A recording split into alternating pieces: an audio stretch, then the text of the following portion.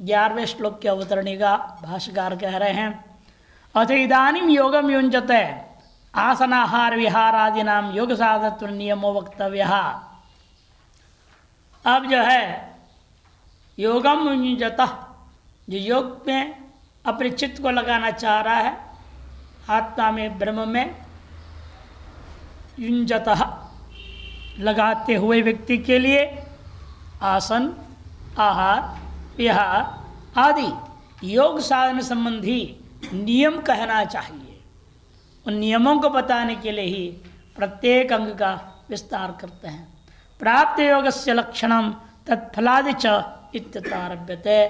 प्राप्त योग वाले का लक्षण क्या है वो भी, और उसका फल क्या है यह भी कहना चाहिए। इत्यतः इसके लिए आरंभ कर रहे हैं। तत्र सबसे पहले आसनमेव तावत् प्रथमम् उच्यते है। सबसे पहले उनमें से आसन का वर्णन करने जा रहे हैं। संक्रांति अवतरणिका में कहते हैं, पूर्वम योगस्य बहिरंगम अंतरंगं च संक्षेपेण उक्त्वा। पहले योग का बहिरंग साधन क्या है, अंतरंग साधन क्या है, सब बोल चुके, संक्षेप में कह चुके हैं। अब इदानीं देश, आसन, शरीर धारण आदि विस्तार रूपेण किस देश में बैठना चाहिए, किस आसन में बैठना चाहिए, शरीर कैसे धारण करना चाहिए इत्यादि बहिरंगानि अंतरंगानि च, बहिरंग कुछ साधन और आगे अंतरंग साधनों को योगस्य विशिष्य बोधितुम, योग के न बहिरंग और अंतरंग साधनों को विशेष तौर पर बोध कराना चाहिए। इति, इसके लिए ही आदौ आसन लक्षण माह, सबसे पहले देश और आसन को बताने जा रहे हैं। शुचौ देशे प्रतिष्ठाप्य स्थिरमासनमात्मनः नात्युच्छ्रुतं नातिनीचं चैलाजिनकुशोत्तरम्। शुचौ देशे प्रतिष्ठाप्य नात्युच्छ्रुतं नातिनीचं चैलाजिनकुशोत्तरम्। शुचौ देशे प्रतिष्ठाप्य, एकदम पवित्र देश, शुद्ध पवित्र देश में स्वच्छता, शुद्धता, पवित्रता, ये 3 स्तर होता है। आदमी आजकल तो स्वच्छता का भी ध्यान नहीं दे पा रहा है कि नहीं? इन वास्तव उससे भी आगे शुद्धता, शुद्धता से भी आगे पवित्रता, इन तीनों को ध्यान देना चाहिए। केवल बाहर नहीं, भीतर भी, मन में भी, विचार में भी, तभी स्वयं का उद्धार होगा और देश का भी उद्धार हो जाएगा। अंग्रेजी में क्या बोलते हैं? स्वच्छता मीन्स क्लीनलीनेस, शुद्धता प्योरिटी, पवित्रता सैंक्टिटी, सैंक्टिफाई बोलते हैं ना, सैंक्टिटी वो पवित्रता है। प्योरिटी शुद्धता, प्योर घी लिखते हैं ना, प्योर घी, शुद्ध घी, वो शुद्धता है। उससे ज़्यादा पवित्र से पवित्रता, पवित्रता जब मंत्रों से आप उसको सिंचेंगे तभी वो सैंक्टिफाई होता है, पवित्र हो पाता है। इसलिए स्वच्छता और शुद्धता तक कुछ हद तक लोग ध्यान भी देते हैं, इन पवित्रता पर कोई नहीं ध्यान देता। जैसे पहले जमाने में घरों में क्या था, माताएं भोजन बनाती थी तो भगवान का नाम, भगवान की कहानियाँ वो उच्चारण करते हुए, गाते हुए बनाते थे। उससे वो अन्न क्या होता था, पवित्र हो जाता था। स्वच्छ तो करते ही हैं शुरू में, कंकड़ वंकड़ लगे सब जो भी है साफ करेंगे, सब्जियाँ आमनिया करते पूरा कचरा निकाल देते हैं। वो क्लीन किया आपने, शुद्ध नहीं किया। फिर धोएंगे आप, उसे गंगा जल थोड़ा डाल देंगे तो वो अच्छे ढंग से शुद्ध हुआ। क्षेत्रीय पवित्र नदी का जल थोड़ा डालना चाहिए पकाने में। चावल पका रहे तो 2 बूंद घी डाल, जो जैसे आप डालते हैं अन्य चीज़ें तो ये भी डाल दो। गंगा जल रखो 2 चम्मच डाल दिया और अत्यंत शुद्ध हो जाएगा। इन पवित्रता मंत्र से युक्त है। ये लंबी बोलते भाई तुम मोबाइल पर सुनते हो मत करो। मोबाइल से सुनना है तो स्तोत्र सुनो, उसको चलाओ, उसको सुनते हुए अपना करो। जरूरी कोई काम हो तो भले बात कर लिया, नहीं तो टालो, तो पवित्र हो जाता है अंत। तो उसको खाने वाले के मन में कभी भी राग द्वेष रजोगुण तमोगुण आ ही नहीं सकता है। आजकल ऐसे नहीं बनाते हैं, आश्रम में भी इस प्रकार से नहीं बनता है। नौकर चाकर रख दिए हैं, वो तो हाथ पर भी ठीक से 2-3 लक्षण कराते सीधे घुस जाते कर देते हैं। नतीजा महात्मा का भी दिमाग खराब हो गया, इनके विचार ठीक नहीं रह गया। राग द्वेष खुद भी उसको पवित्र करके नहीं खा रहे ना।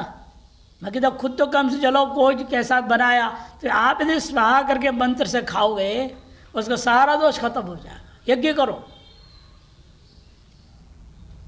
अग्नि बैठा हुआ है, ऐसा लाना नहीं, वही स्वयं भगवान है, उसको स्वाहा करने में क्या आपत्ति हो रहा है आपको? मुंह में डालते भगवान का नाम डालते हो, डालो विष्णवे स्वाहा, प्रजापते स्वाहा, अग्नये स्वाहा, नमः शिवाय स्वाहा, कुछ भी बोलो। लेकिन नहीं, उस समय दिमाग तो ये ऐसा हो हाथ मुँह की लड़ाई चलो हो जाती है, दिमाग रहता ही नहीं है। इसे माइंडफुल ईटिंग अंग्रेजी में क्या बोलते हैं? Mindful eating.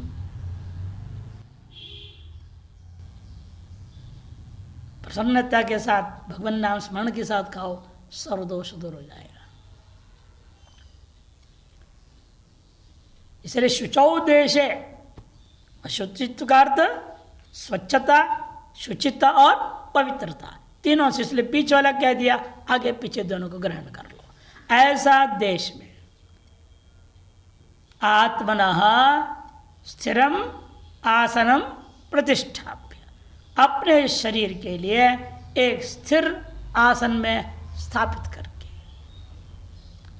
स्थापित ध्यान रखना उस समय में भी नात्युच्चरतम, ज़्यादा ऊंचा नहीं तो बैठे थे नींद आ लुढ़क गया तो गया नीचे गड्ढे में चला जाएगा ना। ज़्यादा ऊंचा करते गिरेगा तो चोटाट लगेगा।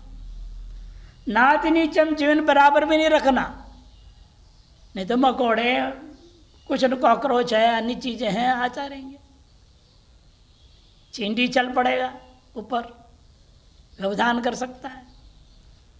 इसे अत्यंत ऊंचा भी नहीं अत्यंत नीचे भी नहीं, बीचों बीच एक आध फुट ऊंचा। पहले जमाने से क्या करते थे, पत्थर लगा दिया, एक पेड़ के नीचे बैठते तो भी क्या है, आप देखते फोटो कैसे बनता था, चारों तरफ एक पत्थरों से गोल कर दिया, भर दिया मिट्टी से, उसके ऊपर बैठ जाते थे। 2 फुट 3 फुट अधिक से अधिक, उससे ज़्यादा नहीं होना चाहिए। नात्युच्छ्रितम नातिनीचम, और किस पर क्या बिछा के बैठना है? चैलाजिन कुशोत्तरम, विपरीत क्रमेण, पहले कुशासन, उसके ऊपर अजिन, उसके ऊपर चैल कपड़ा। अजिन ना हो कोई बात नहीं, कुशासन कपड़ा तो डालो, कुशासन तो सदा उपलब्ध है, सर्वत्र उपलब्ध है। अजिन तो आजकल कानून के हिसाब से तो रख ही नहीं सकते, सरकार से खरीदना पड़ेगा ना। हिरण का चमड़ा है, शेर का चमड़ा है, इसे कहाँ से मिलेगा आपको? मार के लाना नहीं, सुतम मरावा को लाना है चमड़ा, उसके बिल्कुल बल्कि बहुत मेहनत करना पड़ता है उसको ढंग से बनाने, नहीं तो फिर वो सड़ने लगेगा, दुर्गंध मारेगा, बहुत तेल वगैरह पिलाना पड़ता है उसको। बने बने मिलता है सरकार की ओर से, लेकिन वो बहुत महंगा हो, वो झंझट क्यों करना। आजकल तो शेर का चमड़ा जैसे दिखने वाला कपड़ा ही आ गया है, ऐसे कपड़ा है, शेर है। उसी को बिछा के बैठ जाओ। चैल अजिन कुशोत्तरम, ये है आसन आपका, उस पर आत्मना स्थिरम प्रतिष्ठाप्य, ऐसा अन्वय हो जाएगा। शुचौ देशे, भाष्यकार कह रहे हैं शुचौ देशे मैंने विविक्ते इत्यर्थ, स्वभावत संस्कार दो वा, जो स्वभावत और संस्कारतः जो एकांत देश है, पूर्व में कह चुके हैं है ना, रहस्य स्थित एकाकी बोल चुके हैं, उसका जोड़ ले, उन्हें विविक्ते जोड़ दिया। लेकिन शुचौ का अर्थ कर रहे हैं स्वभावत शुद्ध हो और संस्कारतः भी शुद्ध हो। संस्कार क्या है? केवल गोबर से लिप दे, इतने संस्कार नहीं है, मंत्र प्रयोग होना चाहिए। आसन शुद्धे विनियोग होता है ना, विनियोग करते हैं, संध्या में भी आता है रोज, पवित्र पवित्र वा सर्वावत संग तो पिवा मंत्र है उसके लिए, उसका विनियोग करके मंत्र बोलकर शुद्धिकरण करो आसन को। इस स्वभावत संस्कार तो वा शुद्धे शुचौ देशे विविक्ते, देशे मने स्थान है, प्रतिष्ठाप्य, कैसे पर स्थापना करनी है? कहते स्थिरम अचलम, अचलता पूर्वक, थोड़ा सा भी हिलना डुलना नहीं। आत्मनः आसनम, अपने शरीर का एक आसन, पद्मासन आदि कोई भी आसन ला के बैठ जाना। इन्हों जो बैठने के लिए स्थान बनाओगे वो नात्युच्छ्रितम नाति इव उच्छ्रितम, अधिक ऊंचे के समान भी न हो, नाप्यति नीचम, और अत्यंत नीचे भी न हो, जमीन के बराबर भी न हो। तच्चा, और वह भी चैलाजिन कुशोत्तरम, चैलम अजिनम कुशाश्च उत्तरे यस्मिन् आसने तदासनम चैलाजिन कुशोत्तरम, चैल अजिन और कुशा एक के ऊपर एक उत्तरोत्तर जिस आसन में होवे उस आसन को कहते हैं चैलाजिन कुशोत्तरम। पाठक्रमाद विपरीतो अतर क्रमश्चैलादि नाम, देखो भाष्यकार स्पष्ट कर दिए, पाठक्रम के अपेक्षा से विपरीत क्रम लगाना है। नीचे कुशासन होना चाहिए, उसके ऊपर अजिन, उसके ऊपर आपके कपड़ा, ये क्रम होना। संक्रांति टीका, शुचौ मार्जन प्रोक्षणादि क्रिया स्वभावेन वा शुद्धे विजने देशे प्रदेशे। शुचौ मने मार्जन प्रोक्षण आदि क्रिया, देख स्पष्ट बोल दिया ना, मार्जन किया, गोबर से लेप लूप दिए, फिर प्रोक्षण करके शुद्ध कर दिया, आदि क्रियाओं के द्वारा, अथवा स्वभावत ही शुद्ध है। और गंगा तट भी स्वभावत ही शुद्ध है। आजकल भी जो देहात क्षेत्र है गंगा तो साफ सुथरा रहता है, यहाँ तो सब गंदा कर देते बातल, फिर थोड़ा पानी साफ करना पड़ेगा, वहाँ तो भी नहीं। नर्मदा तट है, ऐसे पवित्र नदियों के तट है, स्वभावत ही वो शुद्ध है, पवित्र है, इसलिए स्वभाव तो वह कह दिया शुद्ध है। विजने देशे, देश भी कैसा हो? विजन हो, प्रदेश हो। नदी तीर, देखो स्पष्ट कर दिया, नदी तीर, गुहादो आत्मन हो, नदी तीर में हो या गुहादि में हो, ऐसा विजन प्रदेश में जाकर के आत्मन ने स्वस्यैव, अपने ही शरीर का जो स्थिति इस प्रकार से है, ध्यान योग्यम आसनम, ध्यान के योग्य जो आसन है, 3 घंटे लगातार शांत बैठ सके, ऐसे कोई भी आसन आपके लिए अनुकूल, सुखासन हो, पद्मासन हो, सिद्धासन हो, अर्ध सिद्धासन हो, स्वस्तिकासन हो, आपकी मर्जी, भद्रासन वगैरह। कोई वज्रासन में 3 दिन कट के बैठ जाता है। जिसकी जैसी शरीर आपने ढाला है, क्षमता सामर्थ्य है, उस आसन में आपको लग बैठना है, वो भी स्थिरम कर, नात्युच्छ्रितम अत्यंत औन्नत्य पर रहितम इत्यर्थ, अत्यंत उन्नत प्रदेश से रहित होनी चाहिए। अत्युन्नतत्वे क्वचित पारवश्येन चलन पतनादि विघ्न प्रसंगात, यदि अत्यंत उन्नत में रख लोगे, किसी कारणवश परवश होकर के क्वचित पारवश्येन चलन पतन आदि विघ्न के प्रसक्ति हो सकती है। भागना पड़े, मान लो ऐसी स्थिति हो गई, अब वही तो ऊंचा बैठे हो तो कैसे भागो, कूदना पड़ेगा, हाथ पर टूट जाए। हाथी आ गया, शेर आ गया, मान लो आपको पता लग गया वो कि भागना चाह रहे, अत्यंत ऊंचा रहेगा तो भागने में दिक्कत होगी, अत्यंत नीचा रहेगा तो पकड़ ही लेगा वो पशु। चिंटिया नीचे से रेंगते आएंगे, वही विघ्न डालेंगे। इसलिए उस दृष्टिकोण से चलन पतन आदि गिर भी सकते, ऊँगते आराम से गिर गया तो शरीर फूट जाएगा। इन विघ्न की प्रसक्तियां हैं, इसलिए अत्यंत उच्च नहीं होनी चाहिए। ततो नाति तुंगम नाति नीचम निम्नम च, अति नीच भी नहीं होनी चाहिए, उत्तंग भी नहीं है, अत्यंत निम्न भी नहीं है। तथात्वे यदि अति निम्न होगा तो क्या होगा? शैत्य औष्ण्य पावषाण आदि घर्षेण क्लेश प्रसंगात, जमीन का ठंडा जाएगा, सीलन, यहाँ गर्मी आ जाएगी, शैत्य उष्ण पाषाण आदि के साथ घर्षण होगा, चोट भी लग सकता है। इसे मिट्टी का बनाया जाता था पहले, चबूतरा टाइप बना लो, उस पर बैठो। घर्षेण क्लेश प्रसक्ति है, अतः तद उभय विलक्षणम, इसलिए अत्यंत ऊंचा भी नहीं अत्यंत नीचा भी नहीं, दोनों से विलक्षण। तत्रा भी वहाँ पर भी सीधे मिट्टी का बना सर बैठ नहीं जाना। चैलाजिन कुशोत्तरम, चैल मने वस्त्रम, अजिन मने व्याघ्रम, कार्ष्णम व कृष्ण मृग का ले लो या व्याघ्र का ले लो, सिंह का ले लो, निर्भर है आप कैसे साधना चाहते हैं, राजस तामस सात्विक। कृष्ण मृग को सात्विक माना जाता है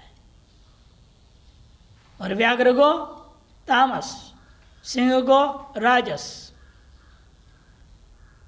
इसलिए इसी हिसाब से लगाना चाहिए आसन। यदि पशु का चर्म लेना भी है तो सोच समझ करके।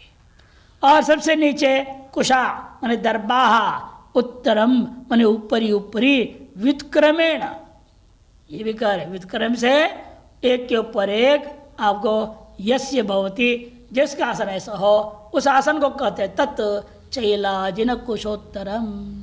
आधा कुश ही देखो स्पष्टी और लिख देते हैं, आधा नीचे कुशासन, ततो अजिनेन ततो वस्त्रेण आच्छादितम इत्यर्थः।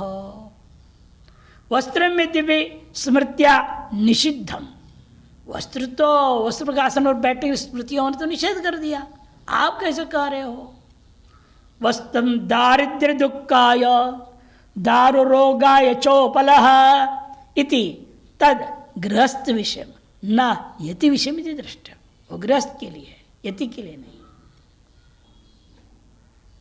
दारिद्र्य वस्त्र, दुःखाय दारु और रोगाय च उपलः, पत्थर वो रोग लाता है और आपके जो पत्थर का वस्त्र क्या है, दृढ़ता को देता है, और लकड़ी का हो तो वो आपको दुख मुख देता है। इसलिए लकड़ी का आसन मना, पत्थर के आसन मना, कपड़े का आसन भी मना। ये किसके लिए लेकिन इति, ये जो निषेध है वो गृहस्थ विषयम, गृहस्थों के लिए है, न यति विषय में द्रष्टव्य, यतियों के लिए नहीं है। अर्थात गृहस्थ के लिए फिर क्या होगा? केवल कुछ आसन, कुछ के ऊपर अजन लगा के बैठो या केवल कुछ आसन लगा के बैठो, वस्त्र भी नहीं डालना। और जो यति है, तपस्वी है, साधना क्या है, साधक है, मुमुक्षु है, तो उसके लिए तो उन्होंने कहा कि भाई आप वस्त्र भी रख सकते हैं। ध्याता स्वस्यैवम् आसन अचलम स्थिरम निश्चलम यथा तथा प्रतिष्ठाप्य, ध्यान करने वाला अपने ही पूर्वोक्त आसन के साथ शरीर को भी अचलम स्थिरम निश्चलम यथा, निश्चल जैसे हुए उस प्रकार से प्रतिष्ठाप्य मैंने कल्पयित्वा, आगे बता क्या करना है, उस आसन में बैठ कैसे करना है, क्या करना है, अगला श्लोक बताएंगे। तत्र एकाग्रम मनः कृत्वा, तत्र एकाग्रम मनः कृत्वा इत्यादि कहेंगे। टिप्पण आसित्य अस्मिन् इति पक्ष विशेषण है। आसित्य अनेन इति पक्ष पद्माद्याकारेण अवस्थानम अर्थात पद्मासनादयः। आसित्य अस्मिन् इस पक्ष में क्या है? विशेषण हो जाएगा आसन का। किसके लेंगे हम? चैलाजिन कुशोत्तरम आसनम, ऐसा लेंगे। और नहीं तो आसन अलग हो जाएगा उससे अतिरिक्त तृतीया, जिसके द्वारा आप बैठ रहे हो, उन्हें पद्मासन आदियों से आप बैठ रहे हैं। दो व्युत्पत्ति के आधार पर दोनों अर्थ लिया जा सकता है। आत्मन ने शरीरादिकस्य, आत्मा से तात्पर्य शरीरादि को बिठाना। यथोक्तम बहुधा है ना, धर्मसूत्र में लिखा भी है। आत्मशय्यासन वस्त्रम जायापत्यम कमंडलु शुचिन्यात्मनयेतानि परेशान अशुचीनि। तो कहते अपना शरीर, शय्या, अपना बिस्तर, अपना आसन, अपना वस्त्र, अपनी पत्नी, अपना बच्चे, अपना कमंडलू, ये सब आप अपने लिए ही इस्तेमाल करें तो पवित्र है। दूसरे के हाथ में गया, खत्म है। परहस्ते गता गता हो गया, परहस्त में गया हमेशा के लिए खत्म हो जाएगा। ये सिद्धांत है। अपना शरीर को किसी दूसरे के हाथ में सौंपना नहीं, करोगे वो आपको बर्बाद करेगा उस शरीर का। अपने बिस्तर पर दूसरे को सोने नहीं देना, अपने आसन पर दूसरे को बैठने नहीं देना, अपने वस्त्र को दूसरे पहनने नहीं देना। कोई जैकेट किसी का कोई पहन के चल देता है, गड़बड़ सड़बड़ करते हैं, नहीं। कोई भी चीज़ वस्त्र दूसरे को नहीं देना। और पत्नी दूसरे के हाथ में छोड़ दिए फिर खत्म समझो। दूसरे घर में नहीं छोड़ना, अपना या उसके माँ की, बस दो ही जगह। तो इसलिए कहते हैं। और अपत्य, आज ये सब संतान क्यों बर्बाद हो रही? इसीलिए कि बच्चों को छोड़ दिया अपने टीचरों के हाथ में। किंडरगार्टन है ना, क्या बोलते हो, play school, baby sitting, kindergarten, ये सब नाम से बच्चों को वहाँ छोड़ देते हो, बर्बाद हो जाएंगे बच्चे। उनको संस्कार ही नहीं मिल सकता है। वहाँ जो औरतें होंगी वैसे बस रोने नहीं देंगे, बाकी तो कई बार पीट भी देते हैं, वो भी रुला भी देते हैं। संस्कार कौन देगा? परास्ते गता गता कह दिया इसीलिए। और कमंडलू भी अपवित्र हो जाएगा, दूसरे के हाथ में दोगे। ये सब आत्मन एव एतानि शुचिनी परेशान अशुचिनी। अतएव परेशान आसनादिनी त्याज्यानि इत्यर्थ। दूसरे का आसन आदि को कभी ग्रहण ही नहीं करना चाहिए। चैत्र चैलम माने वस्त्र, मृदु वस्त्रम वा, या मृदु ले लो, उसे विशेषण बना लो। शब्दार्थ चिंतामणिकार ने चैलम का अर्थ मृदु वस्त्र लिखा है। चैलाजन कुशोत्तरम, चैलंच जनंच इति चैलाजने कुशेभ्य उत्तरे, ऐसा वे समास कर दो। यस्मिन् तत् चैलाजन कुशोत्तरम। क्वचित संस्करण है कुशाजिन चैलोत्तरम, ऐसे पाठ भेद कर दिया है, पाठ भेद दृश्यत है। लेकिन तदसत वो नहीं हो सकता, ये छंदो भंग हो जाएगा। तदसत पंचम वर्ण से अलगुत्वाद अनुष्टुप छंदो भंग स्यात्। पंचवर्ण हमेशा लघु वर्ण होना चाहिए, इन लघु वर्ण नहीं रहेगा, गुरु हो जाएगा पांचवा। देखो कु शा जी न, चार हो गया, चै पांचवा है। चै पांचवा रहेगा तो क्या होगा? वो गुरु वर्ण हो गया। और पांचवा वर्ण हमेशा अनुष्टुप शब्द का नियम है लघु वर्ण होना चाहिए। अतएव यह पाठ भेद जो किया है वो गलत है, असत्य है। और चैला जिन कुशोत्तरम देखेंगे आप, चै ला जी न कु, ह्रस्व है ना वो, पर में संयोग भी नहीं। कु शो संयोग है ही नहीं, संयोग है गुरु हो जाता है, रसु भी संयोग है ही नहीं। छठा गुरु होना चाहिए, वो शो गुरु भी है। कुशोत्तरम, पांचवा लघु छठा गुरु, ये नियम है अनुष्टुप छंद का। वो नियम बिल्कुल उसमें बैठ रहा है चैलाजन कुशोत्तरम में। और ये जो उल्टा बना दिया सही करने के चक्कर में कुशाजिन चैलोत्तरम, इसे पांचवा क्या हो जा रहा है, उल्टा गुरु हो जा रहा है। और छठा तो गुरु है, कोई दिक्कत नहीं, लेकिन पांचवा गुरु नहीं होना चाहिए, लघु होना चाहिए। अतः यह ठीक नहीं है।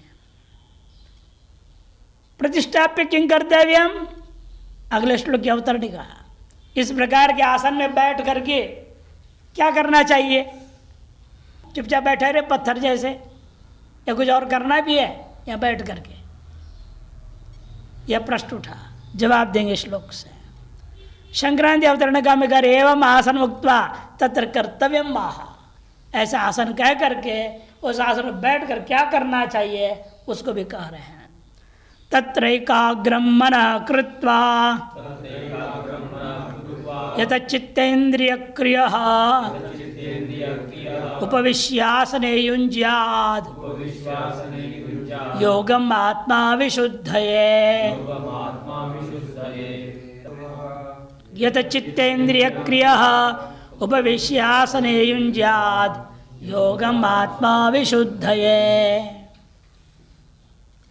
तत्र उस आसन में बैठ करके उस प्रकार से कहे हुए विधि से मन को एकाग्र करें। मनः एकाग्रं कृत्वा, मन को एकाग्र करो, विषयों की ओर निरंतर भागता हुआ मन को स्थिर कर दो। वो कैसे होगा, यत चित्तेन्द्रिय क्रियः, चित्त मन अंतःकरण इंद्रिया और उनसे होता है सकल व्यापार को संयमित करके।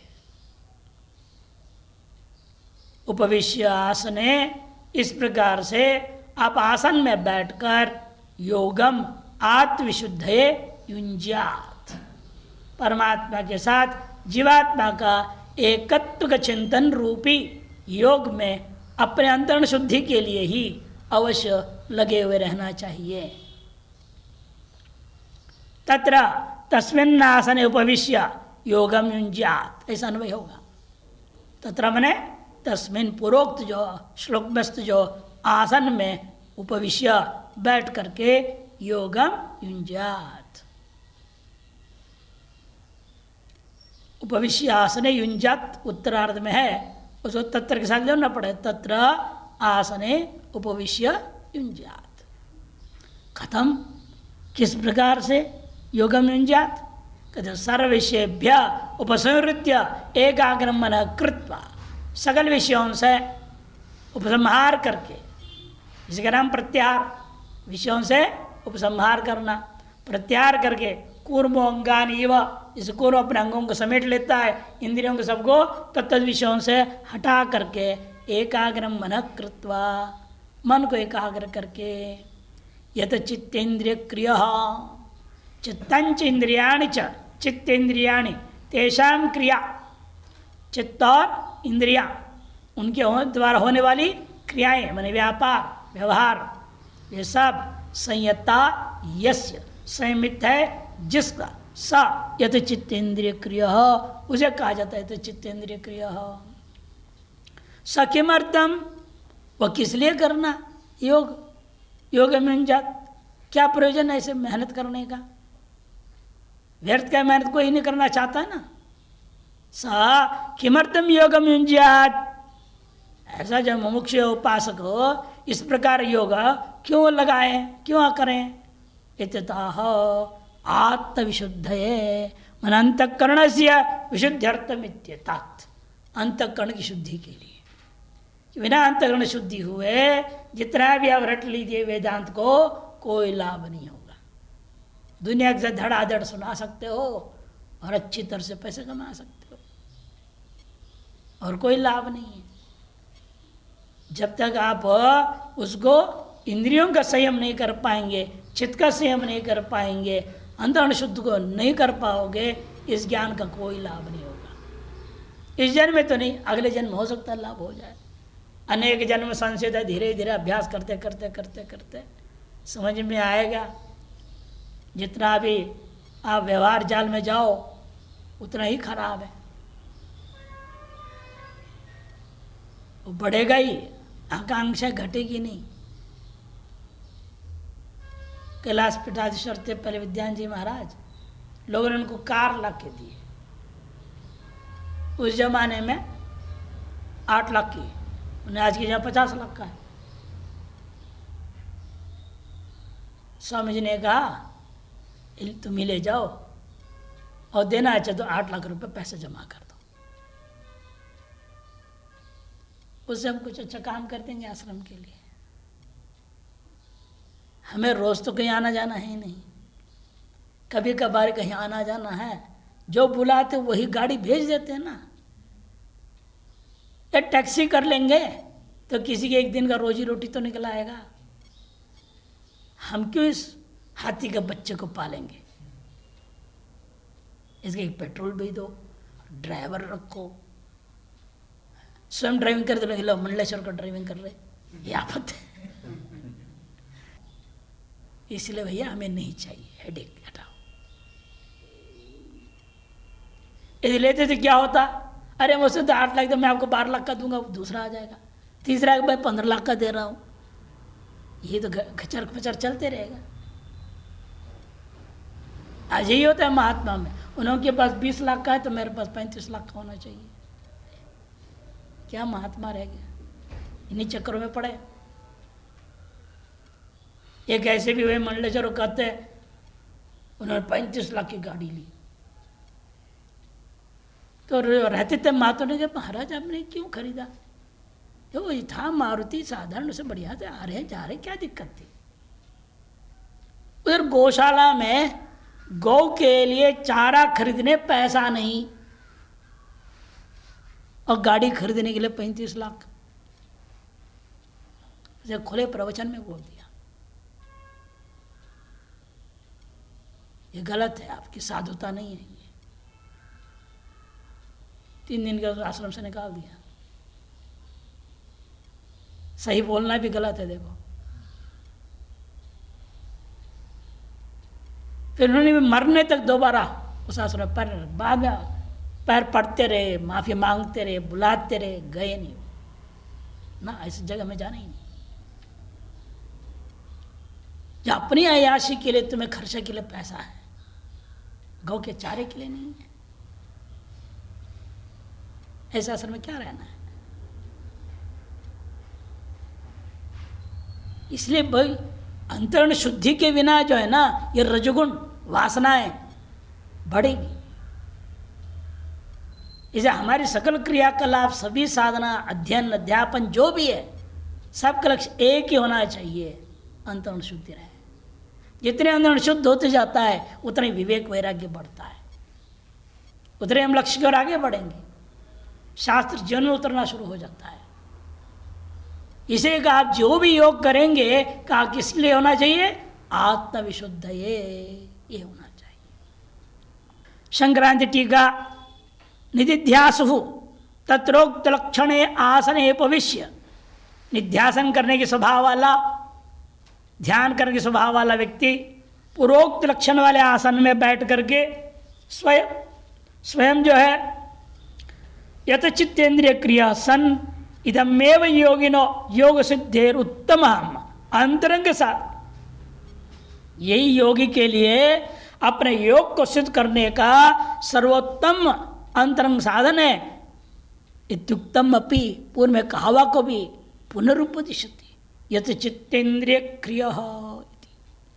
कई बार बोल चुके हैं, फिर भी बार बार दोहराते हैं कि इससे उत्तम अंतरंग साधन कुछ नहीं है।